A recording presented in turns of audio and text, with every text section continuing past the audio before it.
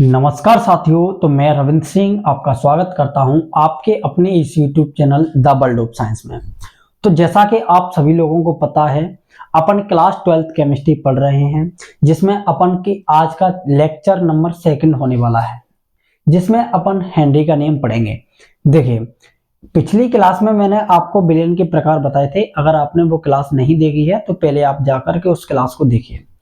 एक बात आप सभी लोगों को पता ही होगा, अगर आपने पिछला लेक्चर देखा है तो उसमें मैंने बताया था आपको कि जो गैसेस जो होती हैं वह जल के अंदर क्या होती हैं, विलय हो जाती हैं। कहने का मतलब जल के अंदर क्या हो जाती हैं, घुल जाती हैं। वहीं अगर अपन बात करते हैं गैसेस जो होती हैं वो जल में कितनी मात्रा में घुलती हैं, गैस जो होती हैं वो जल में कितनी मात्रा में घुलती हैं, इसके बारे में बताने वाले एक साइंटिस्ट थे हेनरी। हेनरी ने क्या बताया था, तो गैसों की द्रव में विलेयता का नियम दिया था। हेनरी का नियम मुख्य रूप से किसके लिए दिया गया है, तो किसके लिए दिया गया है, गैसों का द्रव में विलेयता। कहने का मतलब गैसेस जो हैं, जो गैस हैं वह द्रव के अंदर घुलती हैं। इसी बात को जो है हेनरी नाम के वैज्ञानिक ने बताया था। कई एक बच्चे हेनरी का पूरा नाम पूछते हैं, तो हेनरी का पूरा नाम विलियम हेनरी है, जो एक ब्रिटेन के साइंटिस्ट हैं। इन्होंने किसके बारे में बताया था, गैस से द्रव में घुलती हैं। इसके बारे में किसने बताया था, हेनरी ने बताया था। हेनरी के वैज्ञानिक ने क्या बताया था, देखिए एक बात आप लोग और समझिएगा, थोड़ा समझेंगे अपन इस चीज को। सन 1800 से पहले, 1800 के जब अपन दशक की बात करते हैं, तो 1800 के दशक से पहले की अगर अपन बात करते हैं तो लोगों का ऐसा मानना था कि गैसेस जल के अंदर नहीं घुलती हैं। लेकिन 1800 कुछ उसी दशक में कुछ लोगों का ऐसा भी मानना था कि गैसेस जल के अंदर घुल जाती हैं, यानी कि जो गैसेस होती हैं वो जल के अंदर विलय हो जाती हैं। इसी बात की सत्यता का जांच करने के लिए हेनरी नाम के वैज्ञानिक ने अपना नियम जो है दिया था। अब इन्होंने क्या बात कही थी, इन्होंने एक बात बोली थी कि किसी भी एक निश्चित ताप पर, टेम्परेचर कैसा होगा, एक फिक्स ताप होगा, तो किसी निश्चित ताप पर किसी द्रव में घुल सकने वाली गैस की मात्रा। देखिए सबसे पहले तो अगर मैं बात करूं, द्रव में गैस घुल जाती है, क्या हो जाता है, द्रव में गैस घुल जाती है। अभी अपन क्या देखेंगे, द्रव में क्या होता है, तो आप लोग बताओगे द्रव में गैस घुल जाती है। अब इसका कारण क्या है, द्रव में गैस कैसे घुल जाती है, द्रव में गैस की विलेयता। अब भाई यह होता कैसे है, तो अगर मैं बात करता हूं द्रव में गैस घुल कैसे जाती है, तो द्रव के स्थान पर अपन एक ऑब्जेक्ट का अभी अपन यूज करते हैं, एक जल का, ठीक है। अब अपन गैस की जगह कोई भी गैस ले सकते हैं। तो एक बात तो सभी लोगों को पता ही होगा, all gases are soluble in water. क्या लिखोगे,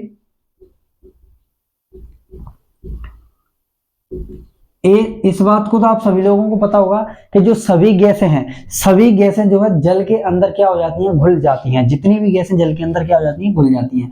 अब यह घुलती कैसे हैं, जैसे अगर मैं बात करता हूं यहाँ पर, जैसे मैं जल के अणु बना लेता हूं, क्या बना लेता हूं, जल के अणु बना लेता हूं। ये देखिए जल के अणु बना रहा हूं मैं, क्या देख रहे हो आप, मैं क्या बना रहा हूं, यहाँ पर जल के अणु बना करके तैयार कर रहा हूं।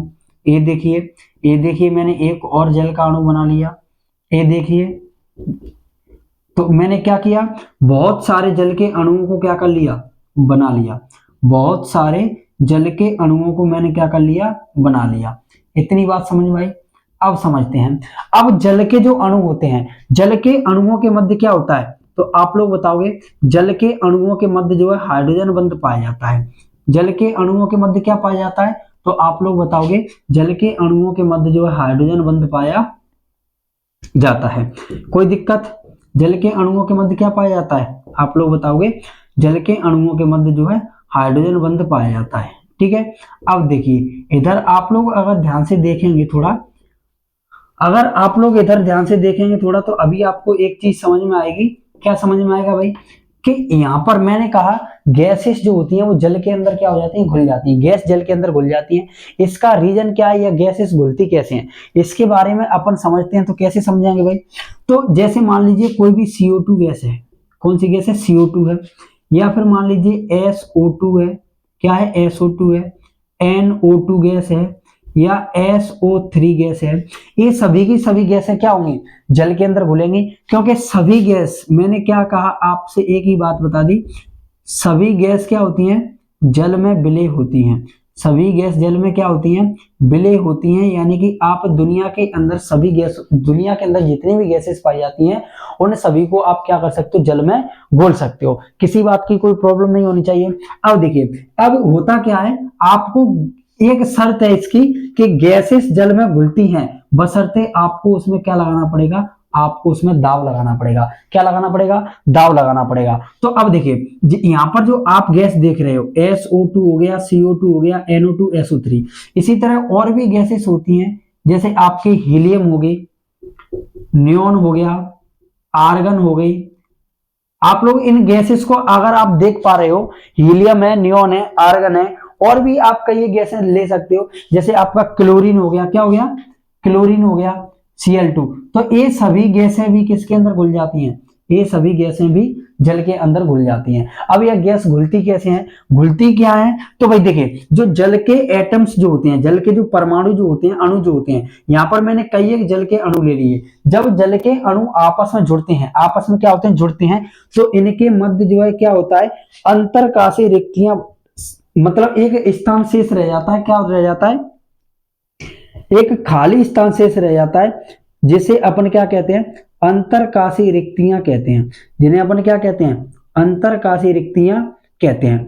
और इन्हीं अंतरकाशीय रिक्तियों के अंदर, इन्हीं अंतरकाशीय रिक्तियों के अंदर ये देखिए, ये देखिए, ये देखिए कौन सी गैस बैठ गई, इन्हीं अंतरकाशीय रिक्तियों के अंदर, इन्हीं अंतरकाशीय रिक्तियों के अंदर आप लोग बताओगे जो गैसेस होती हैं वो क्या हो जाती हैं, फिट हो जाती हैं। क्या हो जाती हैं, फिट हो जाती हैं। और इन गैसों को इनके अंदर फिट करने के लिए, इनको, इन गैसों को इसके अंदर क्या करने के लिए, फिट करने के लिए आपको क्या लगाना पड़ता है, दाब लगाना पड़ता है, बोले तो प्रेशर लगाना पड़ता है, यानी कि प्रेशर की आवश्यकता होती है। तो इन अंतरकाशीय रिक्तियों के अंदर गैस के एटम, यानी गैस के जो परमाणु है, अणु है, वो क्या हो गए, गैस के अणु इसके अंदर फंस गए। तो इसका मतलब आप कह सकते हो कि गैसेस क्या हो गई हैं, जल के अंदर घुल चुकी हैं। अब आप लोग देखेंगे, जो गैस मैंने ये लिखी है, CO2, SO2, NO2 और SO3 जो गैस लिखी है, इन गैसों का अणुभार जो होता है, इन गैसों का क्या होता है, जो अणुभार होता है वो अधिक होता है। इन गैसों का अणुभार क्या होता है, अधिक होता है। और ये जो अभी मैंने इस साइड जो गैस लिखी है, कौन कौन सी गैस लिखी है यहाँ पर मैंने, हीलियम, नियोन, आर्गन और क्लोरीन। तो इन गैसों के जब अणुभार की जब अपन बात करते हैं, अणुभार को एक और नाम दिया जाता है जिसे अपन मोलर द्रव्यमान कहते हैं। क्या कहते हैं, मोलर द्रव्यमान जिसे अपन कहते हैं। तो इन सभी गैसों का मोलर द्रव्यमान जो होता है वो कैसा होता है, कम होता है। क्या होता है, कम होता है। लेकिन इससे फर्क क्या पड़ता है, तो इससे एक चीज में सीधा सा डिफरेंस पड़ता है कि जिन चीजों का मोलर द्रव्यमान या अणुभार अधिक होगा, जिन गैसों का क्या होगा, जिन गैसों का अणुभार अधिक होगा, उनमें आपको दाब, उन गैसों को जल में घोलने के लिए कम दाब की आवश्यकता होती है। कैसी दाब की, कम दाब की आवश्यकता होती है। और जिन गैसों का अणुभार यानी कि जो मोलर द्रव्यमान होता है वो कम होता है, उनमें आपको जो है दाब की अधिक आवश्यकता होती है। उसमें क्या होता है, आपको अधिक दाब की जो है क्या होती है, आवश्यकता होती है। तो अभी मैंने क्या बता दिया आपको, अभी मैंने आपको बताया कि गैस जो होती है वो किस प्रकार से जल के अंदर घुलती हैं। ये बात समझ में आ गई। तो आप इसका एक स्क्रीनशॉट लेंगे, उसके बाद अपन हेनरी के नियम के बारे में चर्चा करेंगे। ठीक है, चलिए स्क्रीनशॉट ले लिया। अब देखेंगे जो गैसेस जो हैं यह जल के अंदर कितनी मात्रा में घुलेंगी। मैंने क्या कहा, गैस, सभी गैस जल के अंदर विलय होती हैं, कहने का मतलब सभी गैस जल के अंदर घुल जाती हैं, लेकिन कितनी मात्रा में घुलेंगी, कितनी मात्रा में घुलेगी। क्या अपन थोड़े से द्रव में बहुत सारी गैस घोल सकते हैं, मैंने क्या कहा, क्या अपन थोड़े से द्रव के अंदर बहुत सारी गैसों को घोल सकते हैं, तो ऐसा नहीं होगा, ऐसा बिल्कुल भी नहीं होगा। तो अपन कितनी गैस की मात्रा, कितनी गैस को द्रव के अंदर घोल सकते हैं, इसी के बारे में बताया, किसने बताया था, हेनरी ने। तो चलिए अब अपन हेनरी के नियमों का पढ़ते हैं। ठीक है, तो देखिए हेनरी नाम के जो साइंटिस्ट थे उन्होंने क्या बताया था कि किसी निश्चित तापमान पर टेम्परेचर कैसा होना चाहिए, एक निश्चित तापमान होना चाहिए, फिक्स तापमान होना चाहिए, ठीक है। निश्चित तापमान में क्या होगा, किसी द्रव में घुल सकने वाली गैस, मतलब गैस तो सभी घुल जाती है भाई, गैस क्या होती है, सभी घुल जाती हैं, तो किसी द्रव में घुल सकने वाली गैस की मात्रा जो होगी, गैस की जो क्या होगी, मात्रा जो होगी, उस गैस के आंशिक दाब के क्या होगी, उस गैस के आंशिक दाब के समानुपाती होती है, उस गैस के आंशिक दाब के क्या होती है, समानुपाती होती है। अब इसी चीज को जो है अपन फॉर्मूला के आधार पर समझते हैं। मैंने क्या कहा, किसी निश्चित तापमान पर टेम्परेचर कैसा होना चाहिए, तो आप लोग बताओगे निश्चित होना चाहिए, फिक्स होना चाहिए। किसी द्रव के घुल सकने वाली गैस, यानी कि गैस घुल रही है, तो गैस की अपन यहाँ पर किसकी बात करेंगे, तो आप लोग बताओगे गैस की विलेयता की बात करेंगे। तो मैं क्या लिखूंगा यहाँ पर, गैस की विलेयता। ध्यान से देखिएगा, मैंने क्या लिखा है यहाँ पर, गैस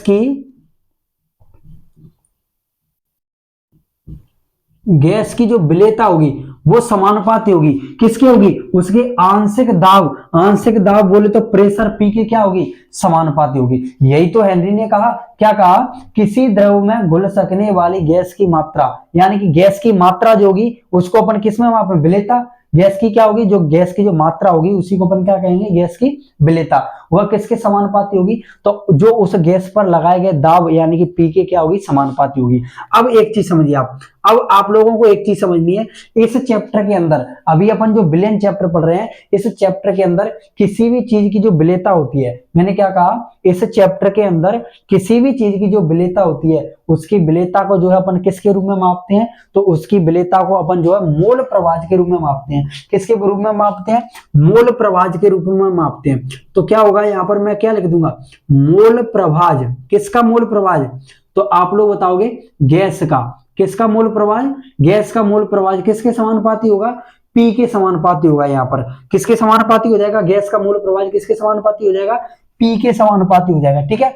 अब देखिए मोल प्रवाह तो आप सभी लोग जानते हो, मोल प्रवाह को अपन क्या लिखते हैं, एक्स जी लिखते हैं भाई, एक्स से मोल प्रवाह को प्रदर्शित करते हैं। मोल प्रवाह को किससे डिनोट करते हैं, एक्स से, लेकिन किसका मोल प्रवाह है, गैस का, तो मैंने क्या लिख दिया, जी, और समानुपाती लगा के क्या लिखूंगा मैं, पी। अब देखिए, अब यहां से जो समानुपाती यानी जो रेसिप्रोकल साइन है, इसको अपन हटाएंगे, तो क्या हो जाएगा, एक्स जी बराबर के साइन के साथ साथ कोई ना एक कांस्टेंट वैल्यू आएगी, कोई ना कोई क्या आएगी, एक कांस्टेंट वैल्यू आएगी, यानी कि कोई ना कोई क्या आएगा, एक यहाँ पर नियतांक आएगा। तो नियतांक या स्थिरांक आएगा, वो अपना क्या होगा, के, और डॉट पी। अगर मैं के को इस साइड लाता हूं, के को मैं बराबर के इस साइड लाता हूं, तो क्या हो जाएगा, एक्स जी डॉट 1/के बराबर क्या हो जाएगा, पी। अब देखिए यहाँ पर अपन देखेंगे कि जो 1/के जो के है, इसको अपन के एच लिखेंगे। 1/के को अपन यहाँ पर क्या लिखेंगे, 1/के को अपन यहाँ पर के एच लिखेंगे। तो यहाँ पर अपन क्या लिखेंगे, एक्स जी डॉट के एच बराबर क्या हो जाएगा, यहाँ पर पी हो जाएगा। क्या हो जाएगा, पी हो जाएगा। इस फॉर्मूला को अपन करेंगे बॉक्स में बंद करेंगे, इस फॉर्मूला को अपन बॉक्स में क्या करेंगे, बंद करेंगे। यहाँ पर अपन बात करते हैं, यहाँ के एच क्या है, अगर मैं यहाँ पर लिखता हूं, यहाँ के एच बराबर क्या है, हेनरी स्थिरांक है। के एच बराबर क्या है, हेनरी स्थिरांक है। इस हेनरी स्थिरांक का मान फिक्स नहीं होता है, अलग अलग तापमान पर अलग अलग गैस के लिए अलग अलग होता है। के एच जो हेनरी का जो स्थिरांक है, उसका मान क्या होता है, अलग अलग गैस, अलग अलग तापमान पर अलग अलग गैस के लिए क्या होता है, अलग अलग यहाँ पर होता है। अब इसी चीज को अपन आगे बढ़ाते हैं, इसी चीज को क्या करते हैं अपन, इसी चीज को जो है अपन आगे बढ़ाते हैं। आगे कैसे बढ़ाएंगे भाई, आगे कैसे बढ़ाएंगे, तो इस चीज को देखिए, अपन ध्यान से समझिए। यहाँ पर देखिए, अपने पास फॉर्मूला क्या है, अपने पास फॉर्मूला है एक्स जी के एच बराबर क्या हो जाएगा, पी। अब आप सभी लोग मोल प्रवाह निकालना जानते होंगे। मोल प्रवाह कैसे निकालते हैं, किसी भी चीज का मोल प्रवाह यदि अपन को निकालना है तो कैसे निकालेंगे, सबसे ऊपर उस चीज की मोलों की संख्या जिसका मूल प्रवाह अपन को निकालना है, जिसका मूल प्रवाह क्या करना है, निकालना है। तो अपन को किसका मूल प्रवाह निकालना है, गैस का मूल प्रवाह निकालना है, मूल प्रवाह निकालना है। तो गैस के मोलों की संख्या बटे में क्या आ जाएगा, गैस के मोलों की संख्या प्लस गैस किसके अंदर घुल रही है, जल के अंदर घुल रही है, किसके अंदर घुलेगी, किसी द्रव के अंदर घुलेगी, तो उस द्रव के मोलों की संख्या। तो x की जगह पर अपन क्या, एक्स जी की अपन जगह पर अपन क्या लिख सकते हैं, N G upon N G plus N W. तो यहां पर लिखेंगे N G upon N G plus N W, ठीक है। आगे लिखेंगे के एच बराबर क्या हो जाएगा, पी हो जाएगा, बराबर क्या हो जाएगा, यहां पर पी हो जाएगा। कोई दिक्कत यहां तक, कोई परेशानी बिल्कुल नहीं होनी चाहिए। अब आगे अपन समझते हैं, आगे समझते हैं एक चीज और यहां पर समझिए। आगे देखिए, देखिए यहां पर नंबर ऑफ मोल किसके लिखे हैं, किसके मोलों की संख्या लिखी है। यहां पर स्मॉल एन बनाएंगे क्योंकि मोलों की संख्या की अपन बात कर रहे हैं। किसकी बात कर रहे हैं, मोलों की संख्या की बात कर रहे हैं। अब देखिए अभी आप एक चीज और समझिएगा, इधर ध्यान से समझिएगा। देखिए यहां पर लिखा है नंबर ऑफ किसके मोलों की संख्या, जल के मोलों की संख्या। देखिए अगर मैं बात करता हूं यहां पर जल के मोलों की संख्या की, किसकी बात करता हूं, जल के मोलों की संख्या की बात अगर मैं करता हूं तो आप लोग बताएंगे 1 लीटर जल में, 1 लीटर जल में कितने लीटर जल में। तो मैं आपसे पूछता हूं 1 लीटर जो आपके पास जल है इसमें मोलों की संख्या कितनी होती है, 1 लीटर जल में मोलों की संख्या कितनी होती है। तो आप लोगों को पता होना चाहिए 55.5 मोल होती है। क्या होती है, 55.5 मोल जो है यहां पर होती है। कितने मोलों की संख्या होती है, 1 लीटर जल में कितने मोल होते हैं, 55.5 बोलते हैं, जिसके अपन जल की मोलरता या मोललता भी अपन कहते हैं, 55.5 होती है। जल की मोलरता या मोललता कितनी होती है, 55.5 यहां पर होती है। अगर मैं यहां से मोल को हटा दूं, अगर मैं यहां से मोल को क्या कर दूं, हटा दूं, तो इसी एन डब्ल्यू का मान कितना हो जाएगा, इसी एन डब्ल्यू का मान कितना हो जाएगा, 55.5 गुणा 6.022 इंटू 10 की घात 23, 10 की घात कितना हो जाएगा, 10 दी पावर 23 हो जाएगा। कितना हो जाएगा, 23।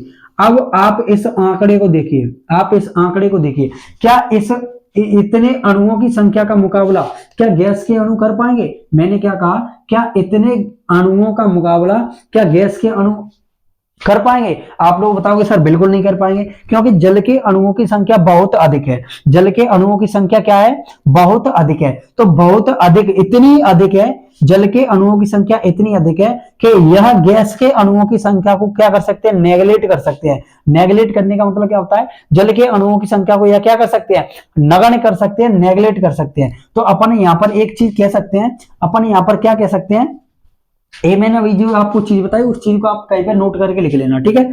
यहां पर अपन एक चीज कह सकते हैं, क्या क्या कह सकते हैं कि जो एनजी होगा वो बहुत छोटा होगा किससे, एनडब्ल्यू से। एनजी जो होगा बहुत छोटा होगा किससे, एनडब्ल्यू से। तब जो एनजी है उसको एनडब्ल्यू की तुलना में नगण्य मान लीजिए आप, नेगलेक्ट मान लीजिए। तब यहां पर वैल्यू क्या बचेगी, तब यहां पर बचेगा एनजी अपॉन एनडब्ल्यू डॉट के एच बराबर क्या हो जाएगा, पी हो जाएगा। क्या हो जाएगा, पी हो जाएगा।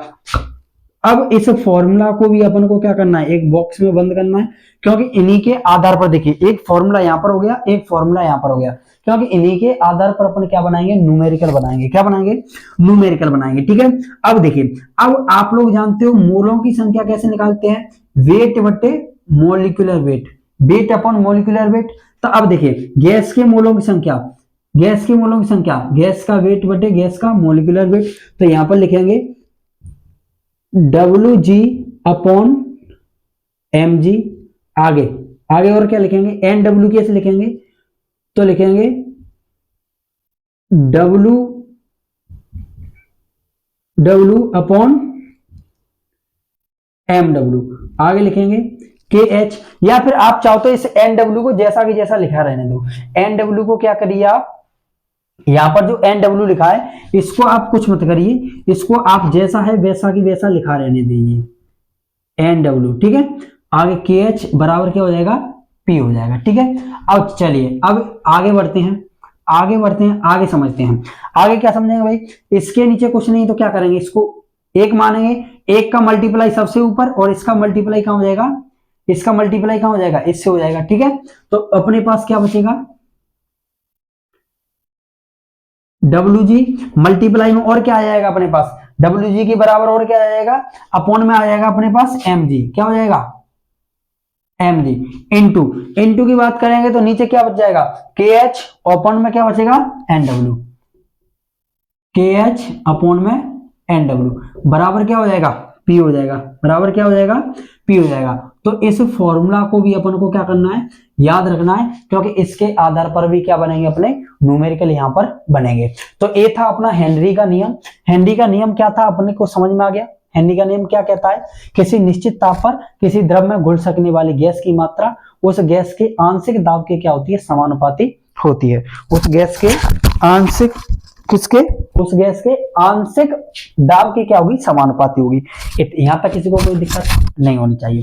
गैस की विलेयता की बात करेंगे, समानुपाती पी की होगा। गैस की विलेयता को मापेंगे मोल प्रवाह के रूप में। गैस की विलेयता को किसके रूप में मापेंगे अपन, तो मोल प्रवाह के रूप में यहाँ पर मापेंगे। तो मोल प्रवाह क्या होता है, एक्स जी किसका, गैस का, समानुपाती पी। समानुपाती के चिन्ह को उठाएंगे, बराबर के साथ एक कांस्टेंट वैल्यू के को अगर इधर लेके जाएंगे तो 1/k, और 1/k को अपन क्या लिखेंगे, kh, जो क्या हेनरी का नियतांक है। इस हेनरी के नियम नियतांक की जो वैल्यू होती है वह क्या होती है, अलग अलग तापमान पर अलग अलग गैस के लिए अलग अलग होती है। ठीक है, आगे बात करते हैं। यहाँ पर एनजी निकालेंगे तो कैसे निकलेगा, xg मूल प्रवाह निकाला है अपन ने इसका, आगे जैसा कि तैसा कहा है। अब जल के अणुओं की संख्या इतनी अधिक होती है कि यह गैस के अणुओं की संख्या को, यानी गैस के मोलों की संख्या को नेगलेक्ट कर देते हैं, नगण्य कर देते हैं। तब अपने पास क्या बचता है, Ng/Nw यहाँ पर बचता है। ठीक है, आगे बात करते हैं .kh बराबर P। अब मोलों की संख्या जब अपन निकालते हैं तो गैस के मोलों की संख्या कैसे निकालेंगे, गैस का जो वेट होगा उसको जब आप गैस के मॉलिक्यूलर वेट से, गैस का वेट अपॉन गैस का मॉलिक्यूलर वेट, तो Wg/mg और Mw जैसा कि जैसा लिखा हुआ है। तो यहाँ पर कुछ इस प्रकार से अपने पास क्या बन गया, फॉर्मूला बन गया। ए था अपना क्या, ए अपना था हेनरी का नियम। अभी अपन हेनरी के नियम के क्या पढ़ेंगे, हेनरी के नियम के अनुप्रयोग पढ़ेंगे। हेनरी के नियम के क्या पढ़ेंगे, अनुप्रयोग पढ़ेंगे। अनुप्रयोग का मतलब क्या होता है भाई, अनुप्रयोग का मतलब क्या होता है, तो अनुप्रयोग का मतलब होता है जब आप क्या करते हो, जब किसी भी नियम का उपयोग जब आप अपने दैनिक जीवन में देखने लगते हो। मैंने क्या कहा, जब किसी नियम के जो उपयोग हैं, जब आप किसी नियम के उपयोग अपने दैनिक जीवन में देखने लगते हो तो समझ जाना आप उस चीज के अनुप्रयोग पढ़ रहे हो। आप उस चीज की क्या पढ़ रहे हो, अनुप्रयोग पढ़ रहे हो। सबसे पहले बात करते हैं अपन शीतल पेय पदार्थ के निर्माण में, किसमें, शीतल पेय पदार्थ के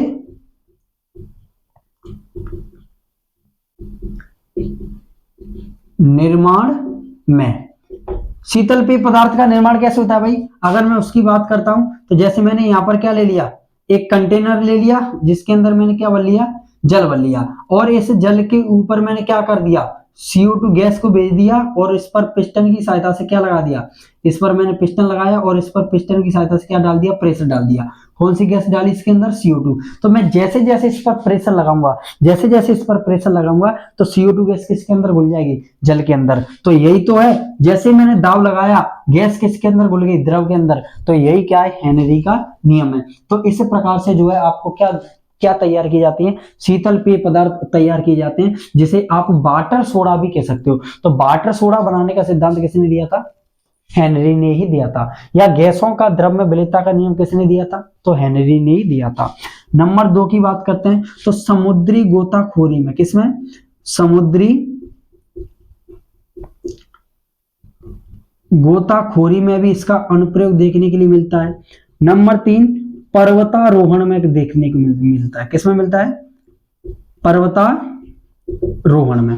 देखिए समुद्री गोताखोरी में क्या होता है, देखिए जो समुद्री जो गोताखोर होते हैं, यानी जो स्क्यूबा डाइवर्स जो होते हैं, वह अपने साथ क्या करते हैं, जब समुद्र के अत्यंत गहराइयों में जाते हैं तब अपने साथ सांस लेने के लिए सिलेंडर लेकर जाते हैं। क्या लेकर जाते हैं, सिलेंडर लेकर जाते हैं। अब यह इस सिलेंडर के अंदर, उस सिलेंडर के अंदर N2 gas plus O2 gas को क्या किया जाता है, लेकर जाया जाता है।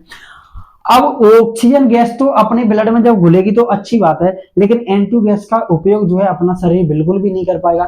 जब N2 गैस का शरीर उपयोग नहीं कर पाएगा तो ये ब्लड के अंदर घुली रह जाएगी। जब अधिक दाब बढ़ेगा समुद्र की गहराइयों में तो N2 गैस भी क्या हो जाएगी, उस अपने ब्लड के अंदर घुल जाएगी, लेकिन N2 गैस का अपने शरीर के अंदर कोई काम नहीं है। इसलिए जब गोताखोर डायरेक्ट ही जब ऊपर आता है समुद्र की सतह से, तो समुद्र का जो प्रेशर होता है, जो दाब होता है, वो गोताखोर के शरीर से हटता है। तो जो नाइट्रोजन गैस जो ब्लड में घुली हुई थी वह अचानक से बुलबुलों के रूप में क्या होती है, बाहर निकलती है, और यह धमनियों में बबल्स बना लेती है, जिसके कारण क्या होता है, जिसके कारण कभी कभी गोताखोर की मृत्यु हो जाती है, जिसके कारण या उसको कई एक समस्याओं का सामना करना पड़ता है। और इस रोग को अपन अपन एक नाम देते हैं, इस रोग को अपन बेंट्स कहते हैं। क्या कहते हैं? इस रोग को अपन बेंट्स रोग कहते हैं। ठीक है, समझ में आ गई बात? तो समुद्र में क्या हुआ था? दाब बढ़ गया था, और जब दाब बढ़ा था तो नाइट्रोजन गैस उसमें क्या हो गई थी? घुल गई थी। आगे बात करें, इससे बचने के लिए समुद्री गोताखोरी में नाइट्रोजन के स्थान पर अभी हीलियम का प्रयोग किया जाता है।